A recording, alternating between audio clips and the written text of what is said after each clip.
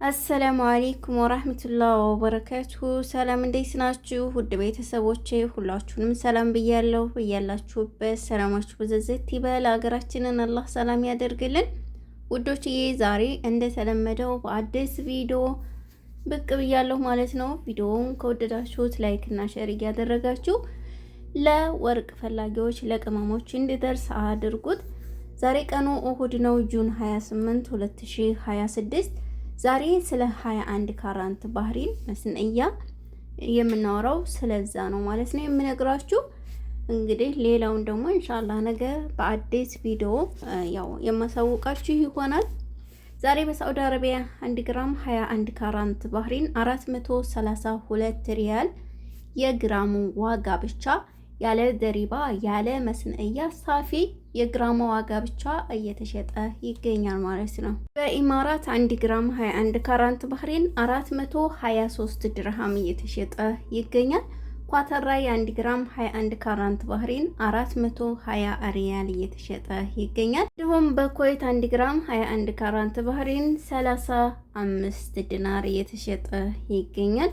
ጆርዳን 1 ግራም 21 ካራንት ባህሪን 81 ዲናር ከ50 ሳንቲም እየተሸጠ ይገኛል ማለት ነው። ውድ ቤተሰቦች ባህሪን 1 ግራም 21 ካራንት ባህሪን 43 ዲናር እየተሸጠ ይገኛል። ይህ እንግዲህ የዛሬ የእሁድ ያለበት የወርቅ ዋጋ ነው። ነገ እንግዲህ ቅይር ይላል፣ ወይ ይቀንሳል ወይ ደግሞ ጨምሮ ይገኛል ማለት ነው። ስለዚህ እኔ ዘጋ የነገርኳችሁ ምንም ነገር ሳይጨመርበት የግራሙን ዋጋ ብቻ ነው ማለት ነው። ውድ ቤተሰቦች እዚህ ጋር የጂ የምነግራችሁ ወርቅ ይዛችሁ ወደ አገር ቤት የምትገቡ እህቶች ካላችሁ ከደሪባና ያለ ደሪባ የምትገዙ ማለት ነው። ማለትም ደረሰኝ ብዙ ወርቅ ብንገዛ ያለ ደረሰኝ እንዴት ይዘን መግባት እንችላለን የሚል ጥያቄ ነው አብዛኛውን የምጠየቀው እና ወዶች በውስጥም በኮመንትም አንዳንድ ጊዜ አያለው።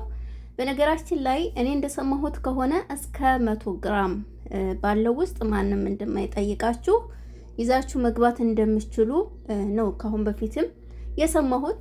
እኔ እስከ 50 ግራም ያላት ልጅ ይዛም የገባች አውቃለሁ ማለት ነው፣ የኔ የቅርብ ዘመዴ ማለት ነው። እና ውዶችዬ የዚህን ያክል ወደ ሀገር መግባት ከሆነ ብዙም የሚያሳስብ ጉዳይ አይደለም። እንደዚህ ነጋዴዎች ምናምን ብዙ ለትርፍ ብለው በጣም ብዙ ከ100 በላይ የሚይዙ ናቸው እንጂ ለኛ ለቅመሞች እንደዚህ ብዙም ስለማንገዛ እንደዚህ የሚያስጨንቅ ነገር አይደለም። ነገር ግን ደሪባ ማለትም ደረሰኝ የሚያስፈልግበት ነገር ካሁን በፊት ዘርዝሬዋለሁኝ። ገጠመኝ ሆነ ያኔ ካሰሪዎቻችሁ ጋር ብትጣሉ ከጊዜ ወዲህ ጥሩ ሲኮና ከጊዜ ወዲህ ብትቀየርና ደረሰኝ ከሌለሽ የኔ ነው ብትልሽ ማስረጃ የለሽም የሚለው ስላለ እንደገና ደግሞ ለምሳሌ ጉዞ ላይ ከጉዞ ምሳሌ ነው የምነግራችሁ። ለምሳሌ እኔ ጅዳ ነው ያለው፣ ከጅዳ ወደ መካ ብሄድ ኬላ ላይ ብያዝ ወርቅ ይዤ፣ ነገር ግን እኔ ደረሰኝ የለኝም። እዛ ኬላ ላይ መቼም ይፈትሻሉ ታውቃላችሁ። ምንድነው ሲፈተሽ ያ ወርቅ ቢገኝብኝ ደረሰኝ ከሌለኝ ማስረጃ የለኝም ሰርቀሻል ልባል እችላለሁኝ።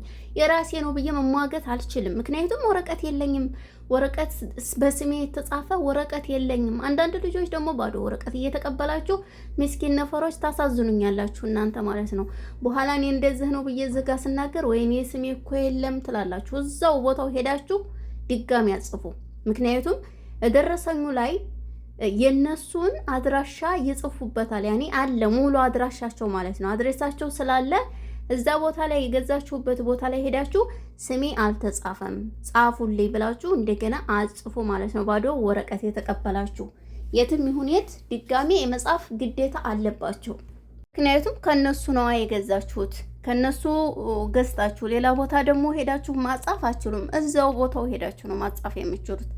እና ወዶችዬ ደረሰኝ የሚጠቅመው ለዚህ ብቻ ነው። ከዛ ውጭ ግን መሸጥ ትችላላችሁ፣ መግዛትም ትችላላችሁ ማለት ነው። ይሄን እንግዲህ አንዳንድ ቦታ ያለ ደረሰኝ አንሸጥም የሚሉ አሉ።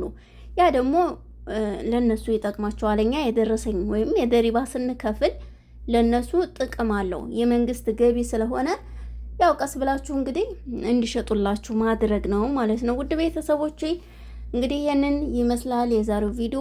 ወርቅ ስገዙ ያው ማወቅ ያለባችሁ ነገር ጥራቱን ነው። ከዛ ውጭ ደግሞ ዝም ብሎ ዲዛይን አትግዙ። ቆንጆ ዲዛይን መርጣችሁ መግዛት አለባችሁ። በጣም ቆንጆ ዲዛይን መምረጥ አለባችሁ። ወርቅ ስትገዙ በቃ ዲዛይን ቆንጆ እየግዙ ማለት ነው። ምክንያቱም ገንዘባችሁን ካወጣችሁ አይቀር ዲዛይን መምረጥ አለባችሁ። ስትሸጡትም በዛው ልክ የበለጠ ዋጋ እንትን ይላችኋል፣ ይሰጣችኋል። ከዛ ውጭ ደግሞ ስታደርጉትም የጣትም ሆነ የአንገትም ሆነ በጣም ያምራል ማለት ነው። እዚህ ጋር የማሳያችሁ አንዲት እህቴ የገዛችሁ የጣት ወርቅ ነው ማለት ነው። 2 ግራም ነጥብ 63 ነው የገዛችበት ዋጋ 1250 ሪያል ነው ማለት ነው። ውድ ቤተሰቦቼ እንግዲህ ለዛሬ ይዤላችሁ የመጣሁት ይህንን ይመስል ነበረ። ይጠቅማችኋል ብዬ ያሰብኩትን ወደፊትም የምነግራችሁ ይሆናል ማለት ነው። ውድ ቤተሰቦቼ ስለነበረን ቆይታ እጅግ አድርጌ አመሰግናለሁ።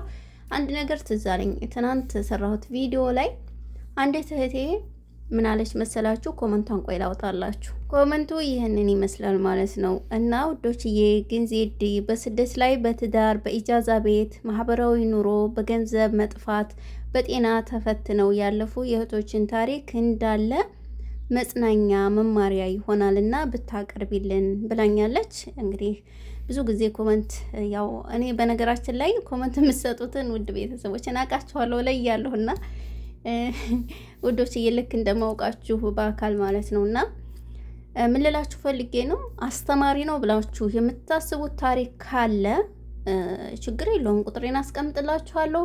በቪዲዮ የምትችሉ ልጆች በጽሁፍ የምትችሉ ትክክለኛ ታሪክ ከሆነ ፎቶ ብቻ አልቀበልም እንጂ ትክክለኛ ታሪክ ከሆነ አቅርቡ። ሰው ይማርበታል የምትሉ ከሆነ የኔ ህይወት ሰዎችን ያስተምራል የምትሉ ከሆነ ትክክለኛ ታሪክ ከሆነ ቶሎ እኔ ለማቅረብ ዝግጁ ነኝ ማለት ነው። ውድ ቤተሰቦቼ ፎቶ አልቀበልም ያልኳችሁ ምን አለ መሰላችሁ፣ አንዳንድ ሰው ዝም ብሎ የሰውን ስም ለማጥፋት ሰዎችን ፎቶ እንደሚለጥፍ ያው ሁላችንም እናውቃለን ማለት ነው። ይሄ ደግሞ አግባብ አይደለም እና ሀዋይብ ትክክለኛ ታሪክ ካላችሁ የሚያስተምር ነው ብላችሁ ካሰባችሁ ቁጥሬን አስቀምጥላችኋለሁ የመጀመሪያ የኮመንት ቦታ ላይ ቶሎ በዋትስአፕ አናግሩኝ ማለት ነው።